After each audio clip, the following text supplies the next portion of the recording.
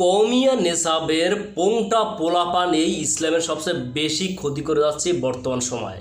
তারা হাতে একটা স্মার্টফোন পেয়ে নিজেকে অনেক বড় আধুনিক এবং অনেক বড় বক্তা মনে করে যাচ্ছে। আর ভাইরাল হওয়ার নেশা এইসব পোংটা পোলাপানদের মাথায় এমনভাবে ঢুকেছে, তারা ঈমান পর্যন্ত নষ্ট করে দিচ্ছে।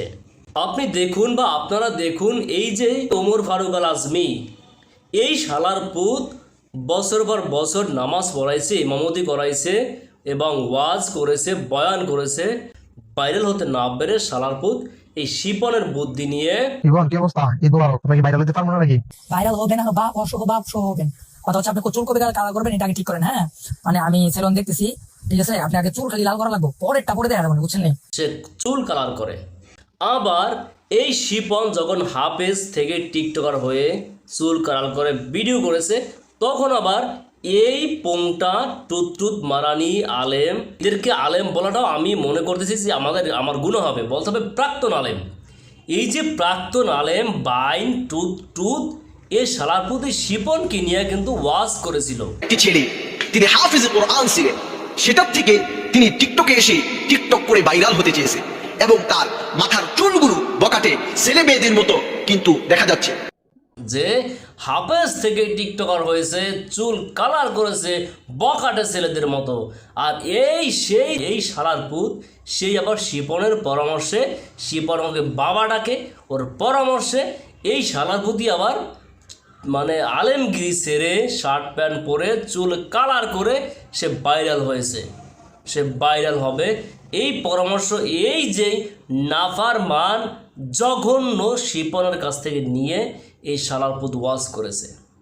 আপনারা দেখেন এই যে এই কওমিয়ার এত বড় পোংটা পোলাপান, আপনি দেখেন এই যে তাকবীর হুজুর, পুষ্পা হুজুর, নারী বিষয়ক হুজুর, প্রেমময় হুজুর, এই শালার পুতও কিন্তু কওমিয়ার আলেম, কওমিয়া পড়ালেখা করেছে। এই শালার পুতকেও দেখে এই শালার পুতের মানে ভাইরাল এটা দেখে এই যে ওমর ফারুক আল আজমি, ও একদম কাঁচা দিয়ে নেমেছে, মানে শার্ট প্যান্ট পরে টুপি পাঞ্জাবি খুলে এই গণ্ডমূর্খ শিপনের বুদ্ধিতে। তারপরে দেখেন এই যে কপি হুজুর, যে এই হলো আর একটা মাদারবোর্ড, বা এর মতো মনে হয় মাদারবোর্ড লজ্জাহীন জ্ঞানহীন মনে হয় আর কেউ নেই।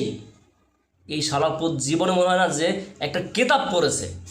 সমস্ত কপি আর ওর স্ট্যাটাসগুলো দেখলে মনে হয় যে ওরা জোতা দিয়া বাইরেই। তারপর আর একটা আছে এই কয়দিন ওহাবি কয়দিন সুন্নি, যার বয়স হয় না ভাই, মনে হয় ৭ লোক পর্যন্ত হয় না, স্বপ্নদোষ মনে হয় না, এই শালার বুঝাইছে ওয়াজ করতে। সে একবার ওয়াহাবি, একবার সুন্নি, একবার লামাজাবি। ভাই তোরা কী পাইছিস সেই ইসলামটাকে? হ্যাঁ, তোদের কি ইনকাম করার কি এত শখ?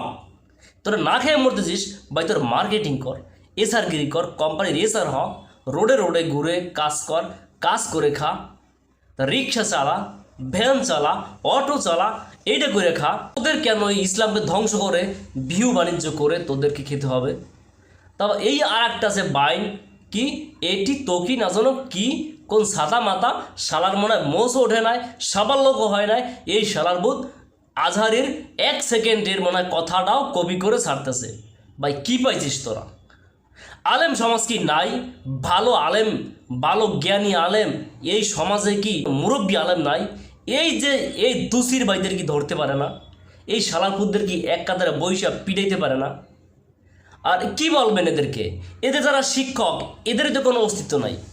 এই শালার পুতেরা ব্যাঙের ছাতার মতো ঢাকায় এখানে ওখানে চিপায় চাপায় মাদ্রাসা কইলা কামিল মাস্টার্স দাওরায় হাদিস লাগাই দে, 2-3টা রুম নিয়া একটা দাওরায় হাদিস বানাই দে শর্ট কোর্স দিয়া। এই পোলা কি শিখবে? এই পোলাকে কি শিখাইবে? যে শিখাইবে আমাদের সন্তান যে ওই কিছু জানে না। এই ছেলে যখন ওই ব্যাঙের ছাতার মতো মাদ্রাসা থেকে পরে দাওরায় হাদিস হয়ে বের হয়, তখনও তার মধ্যে একটা ভাব চলে আসে আমি বড় আলেম হয়ে গেছি। আসলে তো দুসির ভাই কিচ্ছু জানে না। এখন খাইবে কি কইরা? ভাইরাল হও, বিয়ে বাণিজ্য করো। তারপর আবার এই শালার বুদ্ধরা এদের শিক্ষকদেরই আবার মানে না। এরা যদি এদের শিক্ষকদের যদি মানতো, তাহলে এতটা নাফারমানি এরা করতে পারতো না। আপনি কি মনে করেন ও মাদ্রাসায় পড়ে এই কাজটা কি করতে পারে? ভাই আমি প্রত্যেকটা আলেম, প্রত্যেকটাকে আমি ফেস দেখলেই চিনি যে আসলে এটা কোন জাতের আলেম। এই যে আলেমগুলো আপনি দেখেন, এই প্রত্যেকটা শালারপুত দাড়িকে সাইজ করে এমনভাবে রাখে মনে আছে যে এরা আসলে ফ্যাশন নিয়ে আসছে। এরা আসলে কোনো আলেম না, এরা আসছে বিয়ে ব্যবসায়ী। আমি মনে করি এই সমস্ত যারা ফেসবুকে ওয়াজ করে এই সারাদিন পিছনে নামাজই হবে না, কারণ ওরা ভাইরাল হওয়ার জন্য ওরা ওয়াজ করে, ভাইরাল হওয়ার জন্য ওরা বক্তব্য দেয়। আপনি গিয়ে দেখেন যে এটা ঠিক মতো 5 ওয়াক্ত নামাজও পড়ে না, আর প্রত্যেকটাতে দেখেন যে নারীতে আসক্ত। আর বাস্তব উদাহরণ এই যে কলরব টিভির যে শিল্পী, আপনারা ওর কাহিনী শুনেছেন না? এইরকম এই প্রত্যেকটার চরিত্র। তারপরে যে তাশরিফ হুজুর যে পোংটার একটা শালায় এদিক যায় ওদিক যায় শুধু ভিডিও করে, এই হলো আর একটা পোংটা। এর মধ্যে কোনো আমল আখলাক নাই কোনো জ্ঞান। আসছে বিশাল বিশাল বক্তা, আমলহীন বক্তা। ভাই তোরা ভালো আলেমের কাছে যা, পীরের কাছে ভালো পীরের কাছে গিয়ে মুরিদ হ, আর এই সমস্ত পাপাচার কাজ ছাড়, তারপর তোরা আয়। এরা ইসলামকে ধ্বংস করে দিচ্ছে, মানুষের সিসি করবে। আর কোনো কি মুরব্বী আলেম নাই, কোনো কি আলেম সমাজ নাই, ইসলামিক ফাউন্ডেশন নাই, কোনো মানে আলেমদের বোর্ড আছে, আলেমদের কমিটি আছে, এরা কি এই শালার পুত্রকে ধরে কি পিড়াইতে পারে না?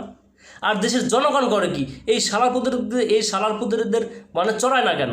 এই যে আসিফ বলেন, তারপর পুষ্পা বলেন, এই শালার পুত্র প্রত্যেকটারে ধৈর্য চড়ানো উচিত। যাই হোক, আমার কথা অনেকেরই গায়ে লাগবে, অনেকেরই বুকে লাগবে, আবার অনেকেরই পিঠে লাগবে, কিন্তু কথা যেটা বলেছি সেটা সত্যি কথা বলেছি। আমার বাস্তব দেখা, বাস্তব যে এদের মতো ফাঁসে কার হয় না, কারণ এরা কমিয়ে ভর্তি হয় 3-4 বছর, এরা দামরায় হাদিস হয়ে বের হয় শর্ট কোর্স। আরে ভাই শর্ট কোর্সে কী শিখায়? এই পোলাপান নষ্ট হবে না তাহলে হবে কারা? একটা ব্যাঙের ছাতার মতো প্রত্যেকটা, একটা মনে হয় এক একটা মাদ্রাসা। রিসেন্টলি আমি বাড়ি গিয়ে দেখি এই এলাকায় কমিয়া মহিলা মাদ্রাসা, ছোট একটা কোপ, ওখানে পেলে থেকে এফএসআই থেকে একেবারে কামেল মাস্টার্স পর্যন্ত মানে দাওরায় হাদিস পর্যন্ত পড়ায়। একটা রুম ভাই, একটা রুমে তুই কি পড়াস?